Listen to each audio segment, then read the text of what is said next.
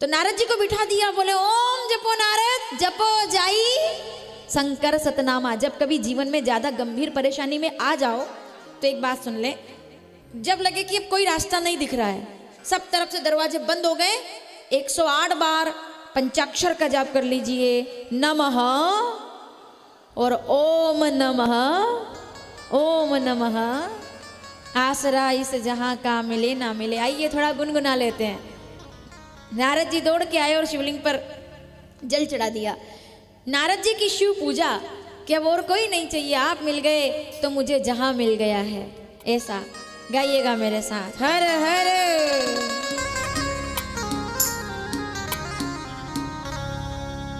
आसरा इस जहां का मिले ना मिले, आसरा इस जहां का मिले ना मिले, मुझको तेरा सहारा सदा चाहिए, मुझको तेरा सहारा सदा चाहिए, मुझको तेरा सहारा सदा चाहिए।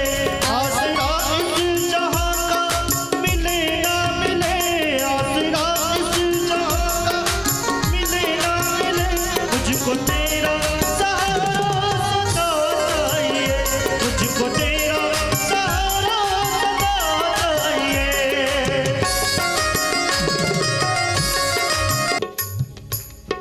इस पंक्ति को सुनना और जरा देखना कितना सार है इस पंक्ति।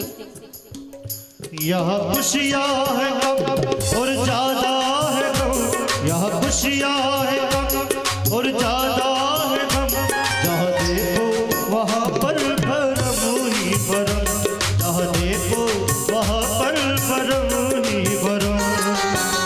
अरे भाई, मुझे जीने का शौक नहीं है। कई लोगों को कहते सुना होगा, हम कोई अपने लिए नहीं जी रहे, अगर हम मर गए तो हमारे बिना तुम्हारा क्या होगा, घर कैसे चलेगा, तुम क्या करोगे। आधे लोग तो इसी भ्रांति में, अब इनको पता ही नहीं है कि क्या होगा। 13 दिन के बाद सब अपना अपना होगा। गलत बोल रहे हो? हमको लगता है ऐसा, अपन केवल भ्रांति में कि अपने बिना तो घर चलेगा ही नहीं, अपने बिना तो घर मैं नहीं मारूंगा तो क्या होगा। बहुत जरूरी है मेरा वहां होना। भजन करो, भगवान का नाम लो। अरे जो ईश्वर, आप क्या बात कर रहे हैं। जन्म लेने से पहले जानता था कि बच्चा 1 साल तक खाएगा नहीं कुछ, तो जिएगा कैसे बताओ। जन्म लेने से पहले उसने माता के माध्यम से दूध की व्यवस्था कर दी। बच्चे के जन्म लेने से पहले तो क्या उसने जन्म के बाद के लिए कुछ नहीं सोचा होगा? उसने सबके लिए सोच रखा है, पर सबको जल्दी मिल जाए मिल जाए मिल जाए, उसी में लगे। गलती नहीं है कोई, है स्वाभाविक है भाई, होता है, पर समझे बात को। उतार दो वजन, कुछ नहीं है दुनिया में। एक बात मैं आपसे कड़वी बात बोल देती हूँ। देखो, सब दादियाँ बैठी है, माताएं बैठी है, बुजुर्ग बैठे, किसी के लिए कितना भी कर दोगे, किसी के लिए मर भी जाओगे ना, तो भी दुनिया में कोई आपकी बड़ाई करने वाला नहीं है। उस तरह की दुनिया में आप रह रहे हो। 30 साल पहले कुछ नहीं करते थे, तब भी याद रखे जाते थे। अरे साहब, बुजुर्ग लोग बैठे हैं, आपके जमाने का कोई बूढ़ा व्यक्ति जो दुनिया में नहीं रहा होगा, आज भी उसको याद करके आपकी आंख में आंसू आते होंगे, नहीं आते? आते हैं। आज के लोगों में कहाँ है ये बात? है क्या? बताओ मुझे आप। सगा अपना कोई मर जाए तब भी 15 दिन के बाद भी कोई याद दिलाए कि बरसी है, साल भर बाद तो याद आता है। गलत नहीं बोल रही हूं मैं, क्योंकि पहले के लोग रिश्ते बनाते थे, अब के लोग केवल कनेक्शन बनाते हैं कि कनेक्शन बना लो। कनेक्शन मतलब भैया ये कौन है? बोले ये अधिकारी, नंबर ले लो काम आएगा। ये कौन है? बोले वो ये वहाँ काम करता हो, बिजली ऑफिस, नंबर ले लो कभी काम आएगा। क्यों? काम आएगा, काम आएगा, काम आएगा, इसी में सब चल रहा है। क्यों हम फोन नहीं लगाते अपने लोगों को? क्योंकि जब तक काम नहीं है तब तक फोन नहीं है, जब काम आएगा तो फोन लगा देंगे। समझ रहे हो ना मैं क्या बोल रही हूँ? कनेक्शन नहीं बनाए, रिश्ते बनने चाहिए। पहले के लोग रिश्ते बनाते थे। जो बूढ़े बुजुर्ग बैठे हुए हैं, उनका कोई अपना दोस्त रहा होगा गांव में, बूढ़ा व्यक्ति। अब जब वो नहीं रहा होगा तो आंसू आ जाते हैं। क्यों? व्यक्तित्व ऐसा था। कुछ नहीं देते थे आपस में एक दूसरे को, आदान प्रदान नहीं था, क्योंकि जीवन था ही नहीं वैसा, सादा जीवन था बहुत। ज्वार की रोटी में से एक रोटी के 4 हिस्से खाने वाले लोग यहाँ बैठे, 2-2 दिन बासी रोटी खाने वाले लोग यहाँ बैठे, और उसको बांट के खाते थे चटनी के साथ, फिर भी मगन रहते थे। आज रसगुल्ला खाने वाला भी अशांत होकर के बैठा हुआ है। क्यों? उसका कारण क्या है? ये जो भ्रांतियां हमने पाल रखी है कि हमारे बिना क्या होगा क्या होगा, सब ईश्वरी इच्छा है, लेकिन उसके चक्कर में अपना वर्तमान खराब ना करें। ये भजन आप तो आनंद लो और हम कथा करते रहेंगे और आप आते रहो, बाकी चलता रहेगा। दुनिया भी घर पे नहीं हो तब भी घर चल रहा है ना, चल रहा है ना। खुद आगे रह करके बैग पैक कर दिया होगा घर के लोगों ने कि बिल्कुल आप तो जाओ आराम से, हम सब। अरे इसका मतलब ये नहीं कि कोई हम कहा कि हाँ जाओ जाओ जाओ, वो नहीं, मतलब उनने कहा होगा आप तो आराम से आना, आराम से आना, आराम से, ठीक है।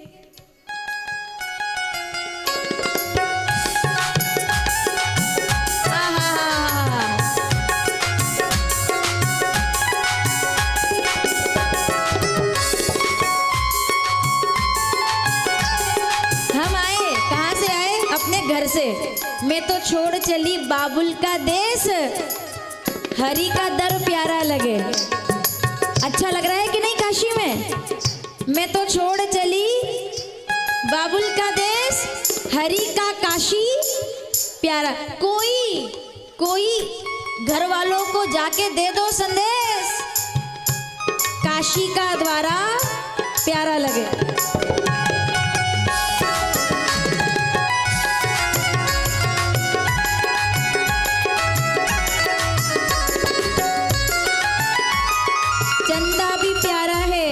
सूरज भी प्यारा, पर सबसे प्यारा है बाबा हमारा।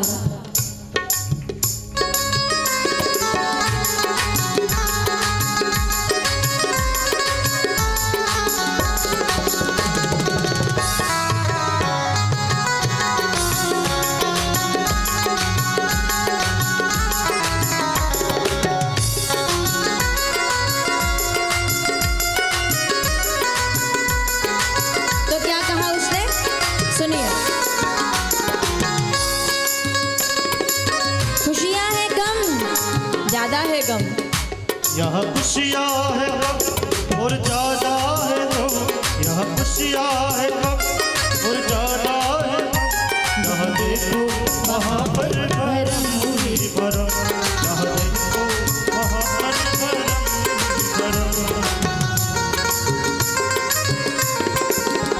चांद तारे गगन में रहे ना रहे, चांद तारे गगन में रहे ना रहे, मुझको तेरा सहारा सदा चाहिए, मुझको तेरा सहारा सदा चाहिए।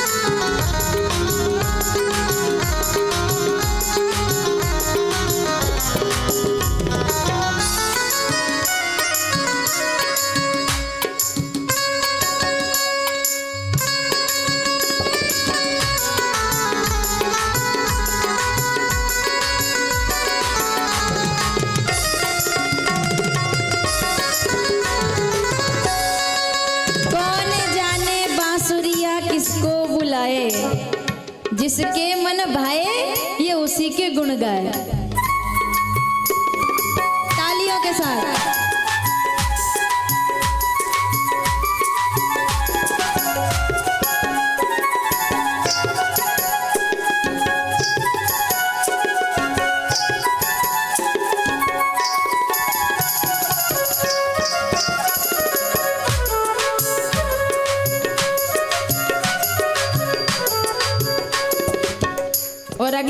क्या कहा उसने?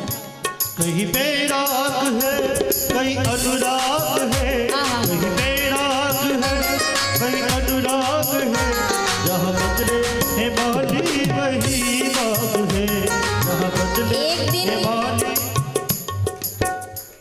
ये भजन हम बहुत 2-3 साल से गा रहे हैं, पर इस पंक्ति का मतलब काशी में आकर पता चलेगा आपको। कहीं वैराग है तो कहीं अनुराग है। एक दिन कुछ मत कीजिए, 7 दिन बहुत होते हैं। विश्वनाथ भी एक दिन चले जाओगे, हो गए दर्शन, हो जाएंगे। भैरव जी भी एक दिन चले जाओगे, हो गए दर्शन, हो जाएंगे। गंगा आरती भी एक दिन देख लोगे। एक दिन निकालो और केवल घाट पे जाकर के बैठ जाओ, और जो तमाशा सब चल रहा है वो देखो, केवल देखो बस, दृष्टा बन के। क्या चल रहा है? खेल चल रहा है जो। और क्या खेल चल रहा है? कहीं तो एक तरफ नए दूल्हा दुल्हन आकर के डुबकी लगा रहे हैं, गंगा पूजा कर रहे हैं, आप देखोगे। क्योंकि यहाँ जो उत्तर प्रदेश के लोग हैं, नई बहू जब आती है तो यहाँ पूजा करने के लिए आती है ना। हम कई बार देखते हैं, एक तरफ तो नया जीवन, कितना बड़ा सत्य, एक तरफ तो नया जीवन शुरू हो रहा है, इधर नजर घुमाओगे तो नया जीवन शुरू हो रहा है, और थोड़ा मणिकर्णिका की तरफ घुमाओगे, अब एक ही जगह बैठे हो आप, और दुनिया के किसी कोने में आपको ये दोनों चीजें एक साथ केवल काशी में दिखेगी। ये देखना जाके एक दिन, और सबको खाली देखो, दृष्टा बन जाओ, आनंद लो बस। कोई बच्चे के साथ आया है, हर हर महादेव, हर हर महादेव, हर हर महादेव। कोई बच्चे के साथ आया है, हर हर महादेव। कोई बच्चों के साथ आया है, हर हर महादेव। दोनों हर हर महादेव है। एक बच्चे को उठा के लाया है, एक को बच्चे उठा के लाए हैं, पूरी और एक ही जगह, एक अलग नहीं जाना पड़ रहा। उमा कहूँ मैं अनुभव अपना, सत हरि भजन, सब मेला है दुनिया, सब दिख रहा है एक ही घाट पे। आपको क्या, आपको अलग अलग नहीं जाना, खाली गर्दन, यूं गर्दन घुमाओगे अनुराग ही अनुराग, और यूं गर्दन घुमाओगे तो मणिकर्णिका पे वैराग ही वैराग। उधर किसी का नया जीवन पल रहा है, और उधर मणिकर्णिका पर कोई, वो उधर खत्म हो रही है जिंदगी, यहाँ शुरू। एक ही घाट पर सब चल रहा है, और ये सब कौन देख रहा है? शंकर जी देख रहे हैं। सब मेरा ही तो रचाया खेल है, कि तेरा दर हो मेरा सर हो, तेरा दर हो मेरा सर हो, और ये तमाशा उम्र भर हो। हम देखते रहे बस, आते रहे काशी, आते रहे तीर्थों में। अभी तो हमको, मैं हर बार कथा होती है तो अगला बोल देती हूँ नाम, कि अगली बार वहाँ चलेंगे, वहाँ चलेंगे। अभी तो हमने कई तीर्थ देखे, अब जैसा जैसा लोग आते बताते जाएंगे, वैसा अगला नाम जाने से पहले हम बोल देंगे कि कहाँ जाना है अगला। श्राद्ध पक्ष में तो बद्रीनाथ जी बुला रहे हैं, अगर ईश्वर ने चाहा तो। बहुत लिमिटेड हम लोग कर रहे हैं उस आयोजन को, पर अभी सितंबर में श्राद्ध पक्ष है, और ईश्वर ने चाहा तो बद्रीनाथ धाम में जाकर के हम सत्यनारायण भगवान की कथा का श्रवण वहाँ करेंगे 7 दिनों तक। वो कथा सत्यनारायण भगवान के लिए समर्पित होगी। इसलिए बोल रही हूँ क्योंकि अभी सत्यनारायण भगवान की कथा आने वाली है 2 मिनट के बाद ही। तो सत्यनारायण भगवान की कथा वहाँ पर, और बद्री विशाल में तो श्राद्ध पक्ष में मन बना रहे हैं। अगर आप लोगों का मन बनता है तो आप इस बारे में चर्चा कीजिएगा। हमारा बहुत कम है उसके लिए, 50 से लेके 60 लोग, ठीक है। कैसे लोग? जो सहन करने की क्षमता हो, जिनमें ठंड को भी, हर तरह की व्यवस्था को भी, ठीक है ना। और आप तो जानते हैं बद्री विशाल में ऐसा कोई विशेष ठंड वगैरह नहीं रहती, सब एकदम तो स्वर्ग है। तो बद्री विशाल में श्राद्ध पक्ष में अगर कोई ऐसा मन बनता है जाने का, तो अभी से अपने नाम लिखवाना शुरू कर देना, ताकि हमको पता चल जाए कि हाँ इतने इतने लोग तो तैयार हैं। श्राद्ध पक्ष में वहीं जाकर के और अपने पितरों के लिए, अपने लोगों के लिए हम पूजा पाठ कर सकते हैं। तो कहीं वैराग है, ये तो इस साल की बात है, सितंबर की। अगले साल कहाँ जाना है, इस पर सब लोगों के मंतव्य को लेकर के चर्चा की जाएगी कि अब कहाँ जाना चाहिए, कहाँ पहुँचना चाहिए। मेरा तो मन है कि हम चले थे द्वारिका से, बहुत वर्ष हो गए हैं, तो सोमनाथ भी दर्शन हो जाए, गुजरात की यात्रा हो जाए, और द्वारिका वाले को एक बार हम जरा प्रणाम करके आ जाएं, ऐसा मेरा मन बन रहा है। ज्योतिर्लिंग की शुरुआत में सोमनाथ, यानी कि कथा करेंगे द्वारिका में, और जैसे एक दिन यहाँ से जा रहे हैं प्रयाग, वैसे ही द्वारिका से एक दिन चलेंगे बेट द्वारिका, एक दिन चलेंगे सोमनाथ। इस तरह से यात्रा कुछ बनाएंगे, तो अगले साल के लिए तैयार रहिएगा। ये केवल प्रस्ताव है, ये केवल प्रस्ताव है। इस पर सब लोग सम्मति देंगे तो अपन गुजरात की यात्रा बनाएंगे। सब लोग कोई कहेगा कि भाई वहाँ भी चल सकते हैं, आप सुझाव भी दे सकते हैं कि क्या वहाँ भी चलना। एक भी तीर्थ नहीं छोड़ना है भारत का, एक भी नहीं। व्यास जी 11 साल तक तो भी कहीं नहीं, हर हर महादेव करना है। अभी तो एकदम खाओ पियो आनंद में रहो आप तो। हाँ, अभी तो गर्दन हिलती रहेगी तब भी जाएंगे। अभी तो हाथ पैर चल रहे हैं, गर्दन हिलने लग जाएगी ना तब तक भी आएंगे। और कभी ऐसा मौका आएगा हिलती गर्दन में मंच पर बोलेंगे, बोले अब मैं ऐसे। तो भाई देखो, अब मैंने 5 साल पहले कहा था काशी में, और 5 साल के बाद भी आज मैं देखो यहाँ खड़ा हुआ हूँ। ठीक है, यही तो बातें, यही यादें, और क्या है। तो मेरा कहने का मतलब ये है कि द्वारिका का हम सोच रहे हैं, आप लोग भी इस पर अपना समर्थन दीजिएगा तो हम द्वारिका के लिए यात्रा बना लेंगे। वहाँ से द्वारिका वाले को प्रणाम। 2014 में गए थे, बहुत पुराना समय हो गया। और अब तो बहुत चीज़ें भारत के तीर्थों में बहुत चीज़ें बदल चुकी है साहब। अब तो हर तीर्थ में डबल जाना चाहिए, क्योंकि तीर्थों का तो अब एकदम विकास हुआ है, तीर्थों के दर्शन का। तो हमें बहुत आनंद आएगा ऐसा। तो फिर से चलो काशी के घाट पे, उधर नया जोड़ा प्रणाम कर रहा है और उधर 80 साल के बाद साहब विदा हो रहे हैं। गर्दन घुमाइए और देखिए। कहीं बैराग है, कहीं अनुराग है, कहीं बैराग है, कहीं अनुराग है। जहाँ बदले हिमानी वही कब है, जहाँ बदले हिमानी वही कब है, जहाँ बदले हिमानी वही कब है। मेरे चाहत की दुनिया बसे ना बसे, मेरे चाहत की दुनिया बसे ना बसे, मेरे चाहत की दुनिया बसे ना बसे, मेरे चाहत की दुनिया बसे ना बसे। मुझको तेरा सहारा सदा चाहिए, मुझको तेरा सहारा सदा चाहिए। आसरा इस जहां का मिले ना मिले, आसरा इस जहां का मिले ना मिले। मुझको तेरा वो सहारा सदा चाहिए, मुझको तेरा सहारा सदा चाहिए।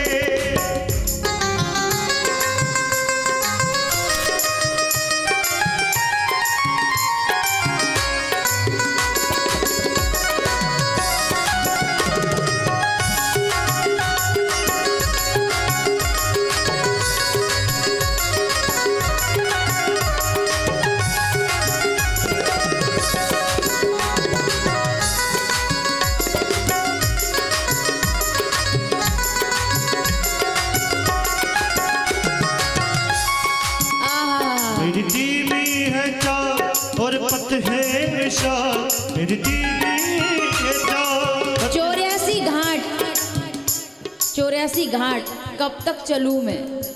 मेरी धीमी है चाल, तेरा पथ है विशाल।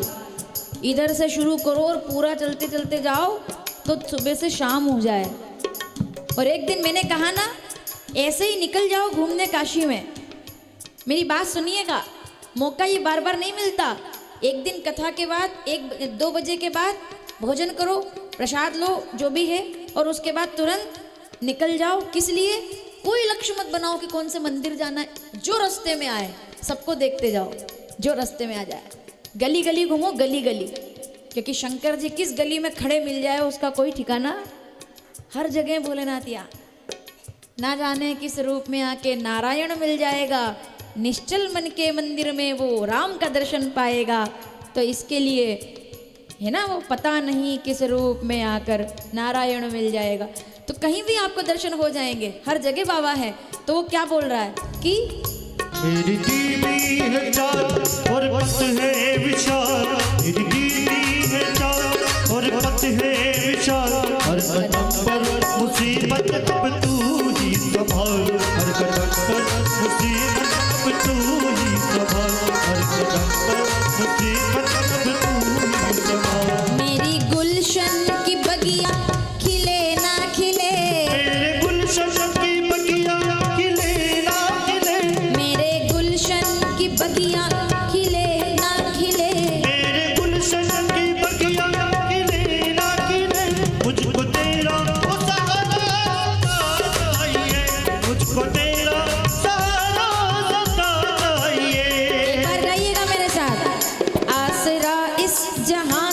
मिले आसरा, मुझको तेरा, मुझको तेरा। बराबर आवाज अभी आई नहीं, महादेव तक पहुंचा दो आवाज। चांद तारे गगन में खिले ना खिले चांद, मुझको तेरा, मुझको तेरा, मुझको तेरा सहारा।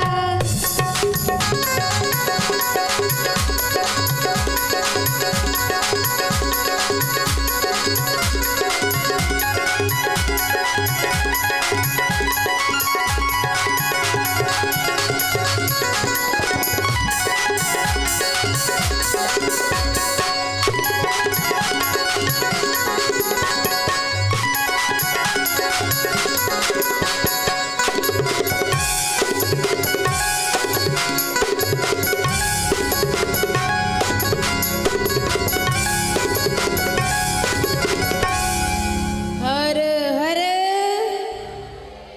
मुझको तेरा सहारा, और तू साथ है तो फिर कोई कमी है ही नहीं। जिसके साथ भोलेनाथ, हमारे साथ भोलेनाथ, अगर बाबा है तो फिर क्या बात। तो आइए भैया आगे चलते हैं, बड़ा प्यारा प्रसंग है आज। चलिए काशी में थोड़ा सा एक विशेष कथा और सुन लेते हैं। कथा आगे बढ़ती, विद्येश्वर संहिता से रुद्र संहिता में हम लोग प्रवेश करते हैं। तो नारद जी आए और ब्रह्मा जी से आकर के प्रणाम किया, पिताजी प्रणाम। और भाई नारद ठीक हो? बोले हाँ बीमार हो गया था, अभी ठीक हूँ। अभी ठीक हो गए? बोले हाँ अभी ठीक हूँ एकदम। बताओ फिर, मुझे शिवजी के बारे में सुनाइए पिताजी, मुझे शिवजी का ज्ञान दीजिए, सावधान ज्ञान दीजिए। मैं शिव कथा सुनना चाहता हूं, मुझे शिव पुराण सुनाए। जैसे ये सुना तो ब्रह्मा जी अपने कमल के आसन से उतर गए और नारद जी को हाथ जोड़ करके नमस्कार कर लिया। नारद आभार। ये क्या बात हुई भाई? श्रोता वक्ता को प्रणाम करना चाहिए, ये तो सिद्धांत है। वक्ता उतरे और पिता उतरे और बेटे को नमन करे, आभार करे, ये क्या हो गया? नारद जी कहते एक गलती पहले ही कर चुका हूं मैं, अब वापिस वही सम्मान मुझे दे रहे हैं, मैं कोई काम विजयी नहीं हूं। बोले नहीं नारद, ये प्रणाम मैं तुम्हें आज इसलिए नहीं, अपने बेटे को नहीं कर रहा। फिर बोले आज तो ये प्रणाम मैं अपनी शिव पुराण के लिए मुझे कथा सुनाने का मौका देने वाले यजमान को कर रहा हूं। आज तुमने शिवजी के बारे में बोलने का मुझे मौका दे दिया। जितने लोग यहाँ आते हैं सबको बहुत बड़ी गलतफहमी है। सुनिएगा थोड़ा सा, आप लोगों को बड़ी गलतफहमी है। मुझसे कोई मिलने आता है तो आकर कहते हैं आपकी वजह से हमारे तीर्थ हो गए। ये सबसे बड़ी गलतफहमी है, आपकी वजह से हमारे तीर्थ हो गए। उस समय मैं इस प्रसंग को याद करती हूँ, हमारी वजह से आपके तीर्थ हो गए, ये सत्य नहीं है। आप जैसे लोग सामने बैठने के लिए आते हैं, इस कारण से ये तीर्थ हो रहे हैं कि आप हमें ये अवसर देते हैं कि हम आपको कथा सुनाएं। वरना काशी में तो मैं रहती हूँ, हम तो रहते ही है, पर आपके आने से ये परिवार बन जाता है और हम कथा बोलने का मौका। इसलिए वक्ता से भी ज़्यादा श्रोता सम्मान का अधिकारी होता है, श्रोता। इसलिए श्रोता, अपने श्रोताओं का भैया हमेशा सम्मान करो। जिस दिन भारत में श्रोता नहीं रहेंगे उस दिन कोई वक्ता मंच पर बैठने का अधिकारी नहीं रहेगा।